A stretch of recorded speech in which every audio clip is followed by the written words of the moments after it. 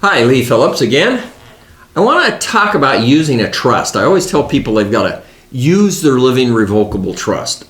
And the fact of the matter is, most people get their piece of paper from the lawyer. They pay their $3,000, $5,000, $10,000, whatever it is, for this piece of paper. Then they go put it in the safe deposit box, right where it shouldn't be. And they forget about it. The trust doesn't do them any good. The family doesn't avoid probate when they die. Nothing happened. I mean, they wasted their money. And in the early 80s, my father-in-law paid the equivalent today's dollars of about $7,500 for a living revocable trust. He got a pretty good one. It's a little pricey today, but actually in the big buildings downtown, it's not that bad.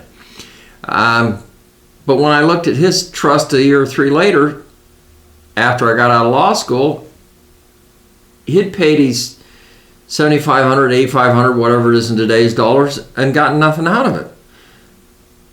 Now, wait a minute, I told you it was a good trust, but the lawyer never taught him how to use the trust. And you got to understand, my father-in-law sat there and he argued with me. He says, no, my lawyer, he taught me how to use trust. I know how to use trust.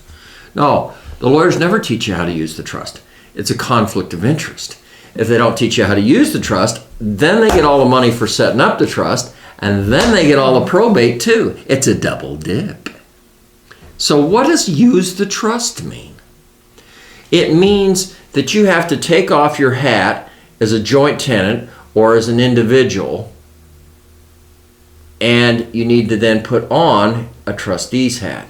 You are not you anymore. When you buy property, anything that requires your signature, that's the key. Does it require your signature? If you're dead, I can't get your signature. That's the probate process. If it requires your signature, then it shouldn't be in your name. You should not be signing your name to buy assets anymore. You should be signing as trustee of your trust. And I say this every YouTube video, it seems like. 3 elements to the trust name. Name of trust, date of trust, trustee's name. Got to have those 3. But you don't buy the car. You don't open the safe deposit box or the bank account or the brokerage account, or you don't buy the piece of real estate, or you don't set up your LLC.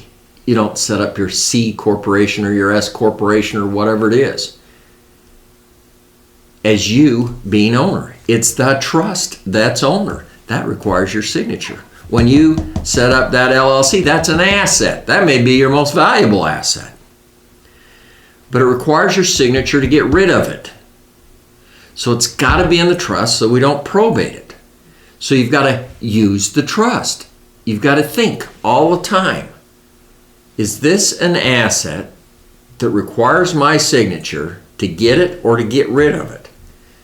If that's the case, it's not you anymore. It's the trust. And yeah, the checks in the checking account bounce just as high as they ever used to. Everything's the same.